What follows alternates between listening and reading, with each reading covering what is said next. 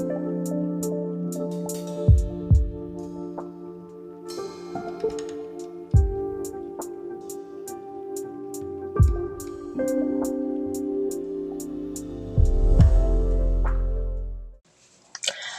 women!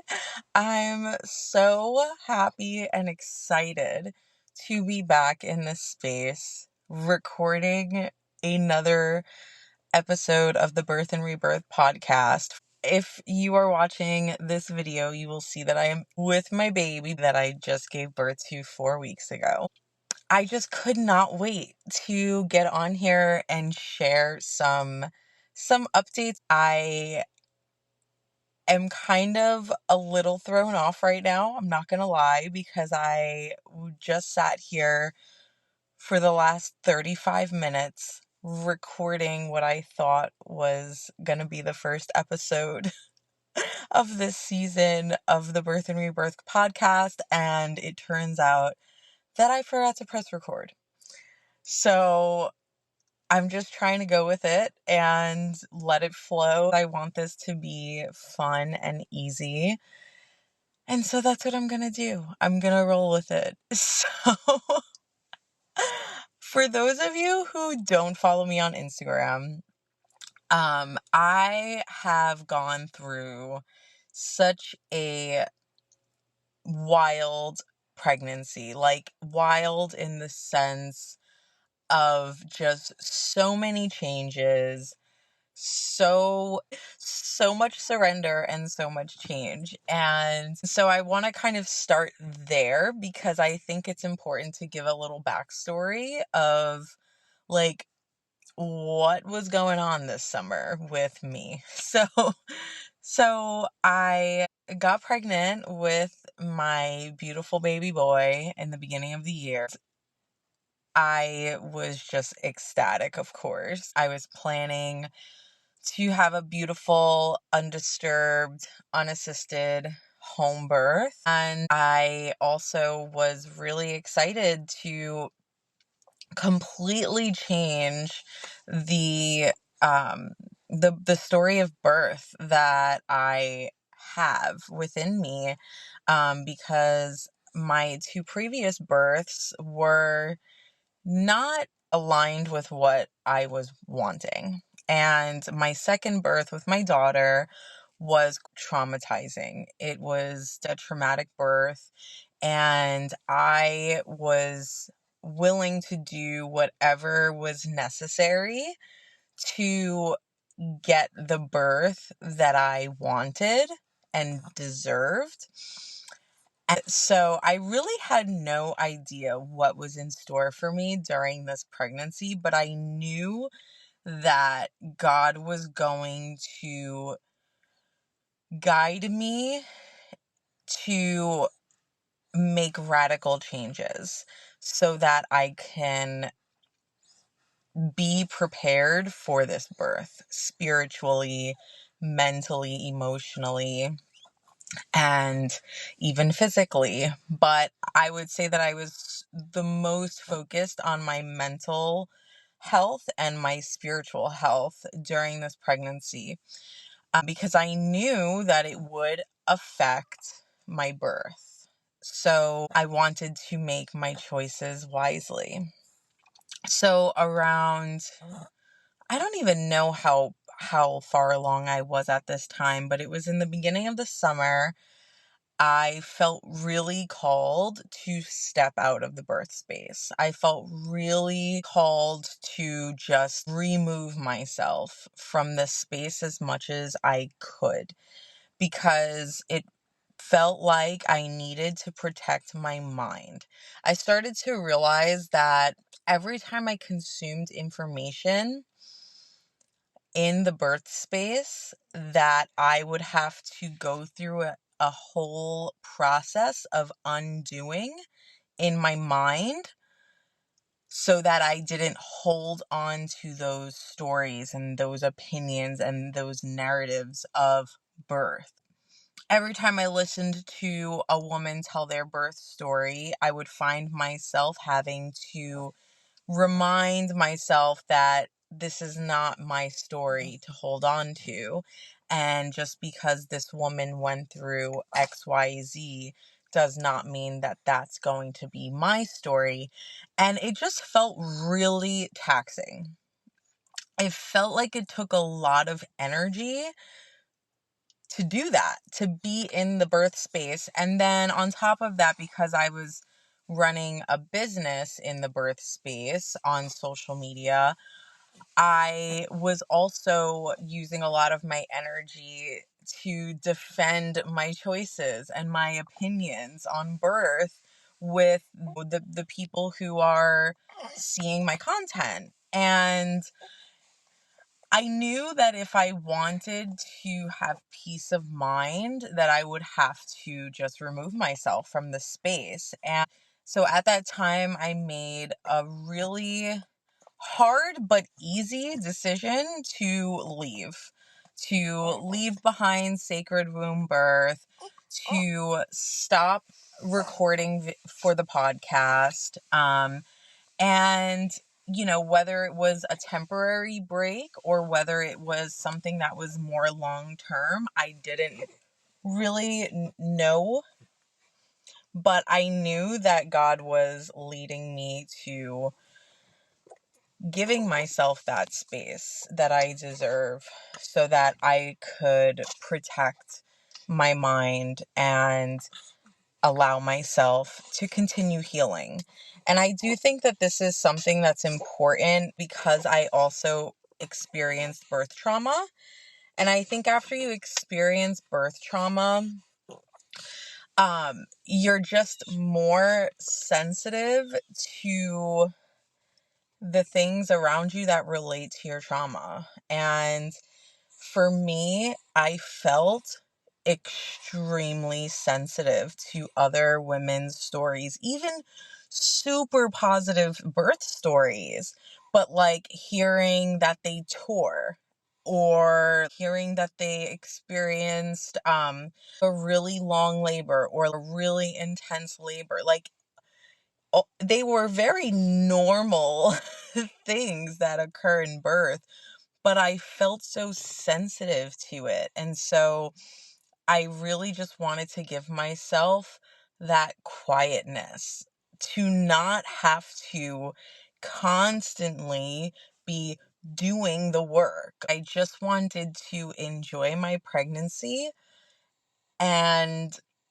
heal because I knew that there were deeper layers to be healed from my birth with my daughter.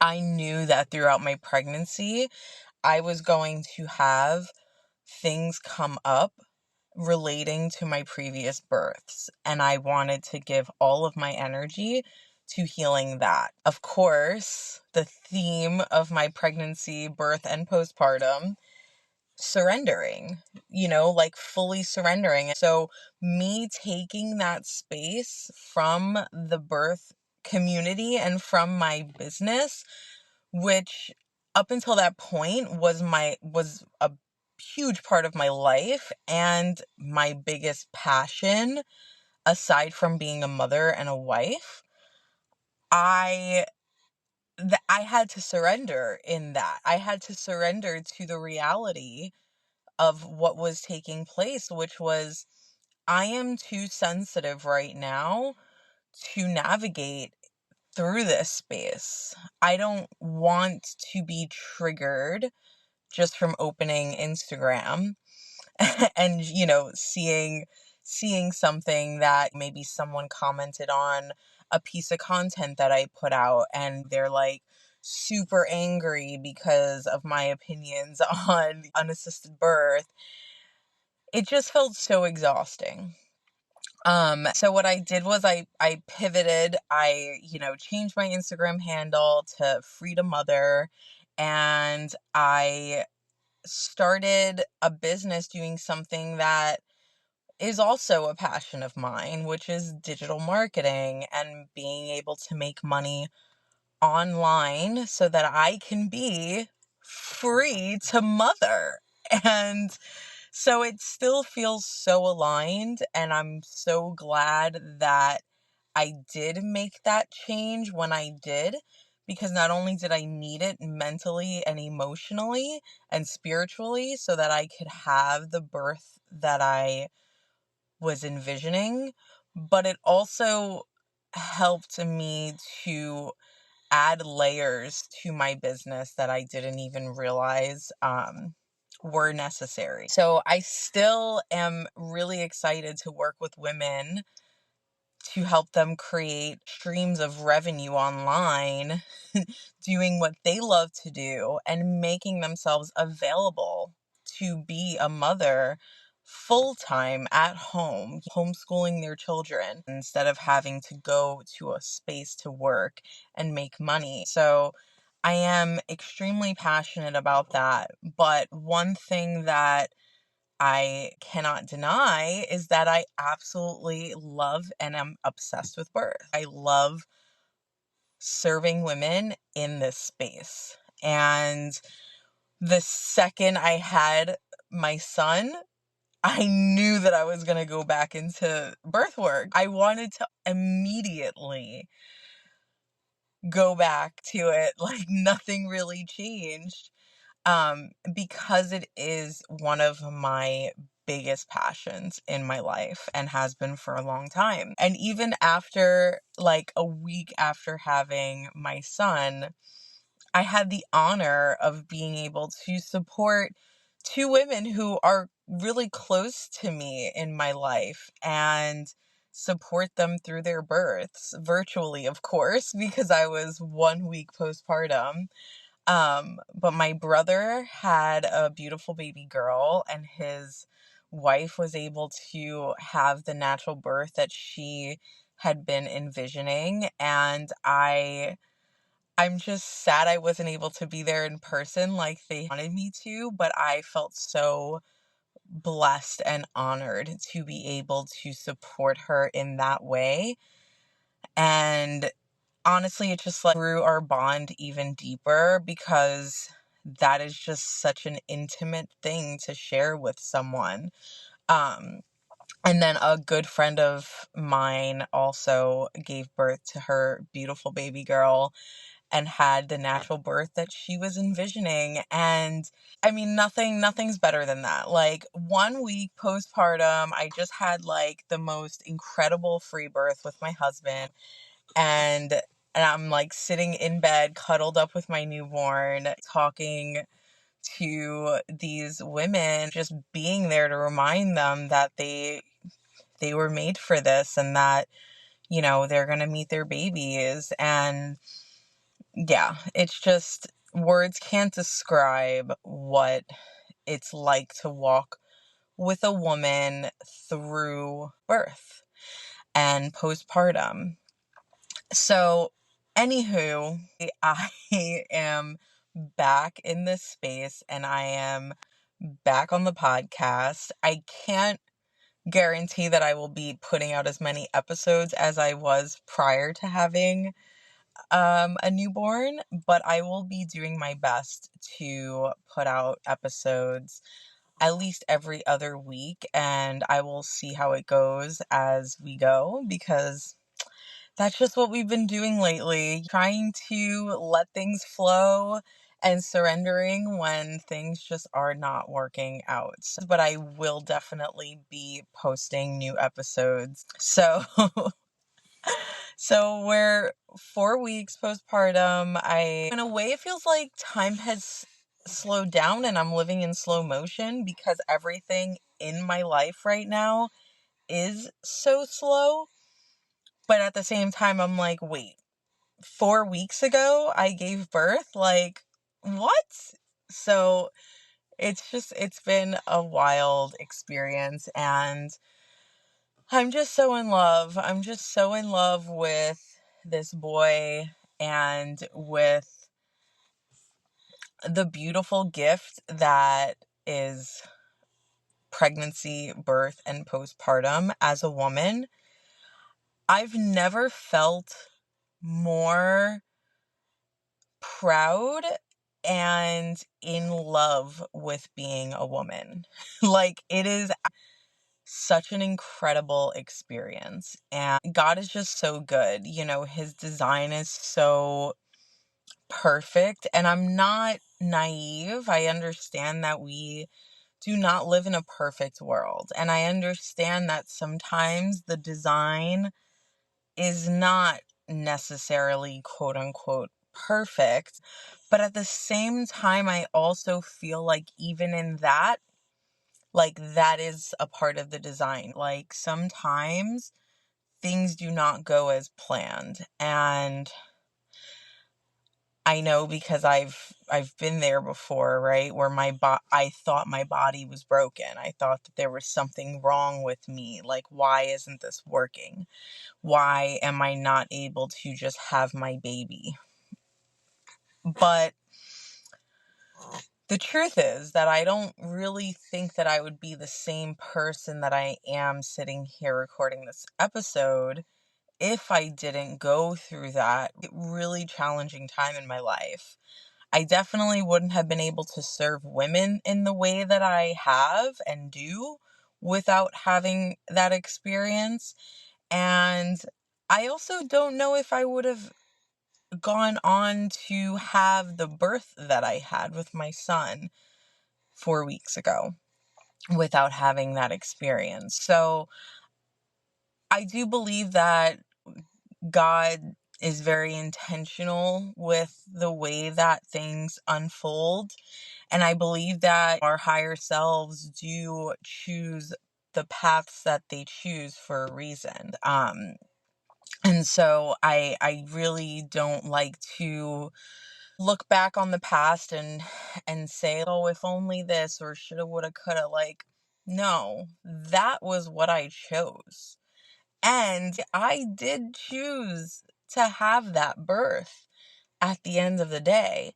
Granted, consciously, I might not have realized that my choices would have led me to have a hospital birth that I did not want to have.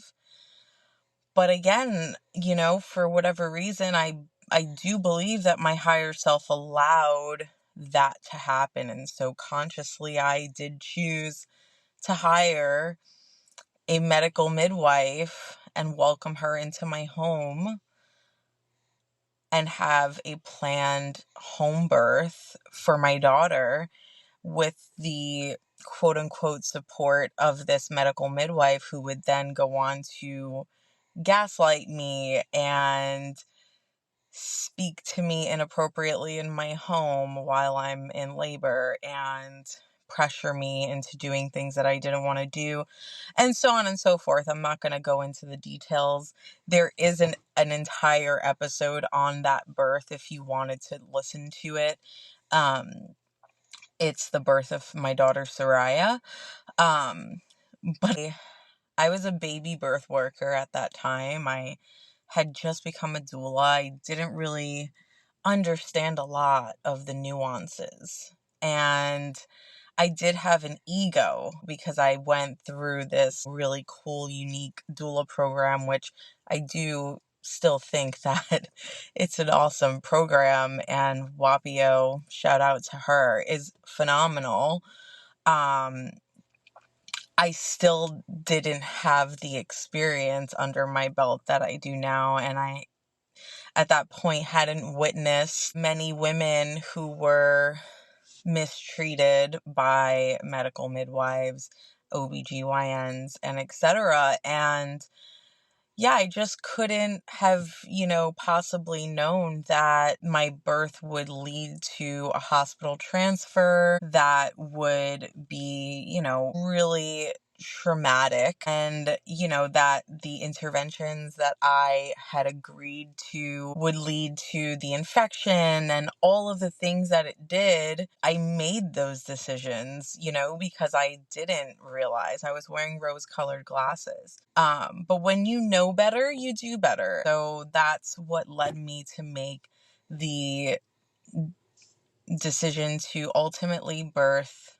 unassisted at home with just my husband present, and why I also had to make some really big decisions during my pregnancy to, I don't want to use the word isolate, because that I feel like that has a negative kind of connotation to it, but I did kind of like retreat and go inward and was super reflective, and I had to disconnect from a lot of people and a lot of groups and social media and just different channels in my life, and I kept a lot of things private, even from family and from some friends, because I knew that the priority had to be me. Because when I prioritize me, I'm able to provide for the people that I love around me. So in this situation, I needed to prioritize me so that I can give my child the entrance into this world that he deserves. And I did not want to jeopardize that at all, like, by any means. And, I started the Birth and Rebirth podcast because I know the value that there is in hearing birth story medicine. Hearing other women share their stories is so powerful. We can learn so much if we just sat and listened to other women's experiences. And so that's why I started the Birth and Rebirth podcast, because I wanted to give women a platform to come on and share their beautiful redemptive births and free births, sovereign births, and because I wanted to share that this is possible. And on top of that, what a beautiful way to learn from other women about birth, right? Because the statistics and the nonsense that we get from the industrialized medical world, where birth is viewed as a medical emergency, that's not it. That's not how I believe women should be learning about birth and their bodies. I truly do believe that hearing other women's stories is the best way to learn about birth and the huge spectrum of what is normal birth. However, I ended up feeling like I cannot listen to other women's stories at this moment in my life as a pregnant woman. And so while I was going through it, I felt like, is something wrong with me? Like, am I bugging out? Am I being like hypersensitive? Like, why am I experiencing this right now? Is it because I suddenly just don't like birth anymore? And then I'm like, no, that doesn't make sense, because I'm super excited to give birth soon. And I knew I still loved birth deep down, so I couldn't quite understand why I was feeling that way until I completed the cycle. Once I completed that pregnancy and got through the birth and was on the other side, it just clicked. And I was like, oh, I know why I needed that quiet space so bad, because I really needed to give myself a chance to rewrite my own story. And that is just something that I couldn't have predicted that I would need. I was actually really excited to be pregnant and create all the really awesome, like, wise content, because, when you're pregnant, there's so much wisdom that comes through. And I was just like super excited to create all of the pregnant content and then all the birth content. And so I was really excited when I first became pregnant to, even grow my business through the content that would come through me. And boy, was it quite the opposite. But that's why I love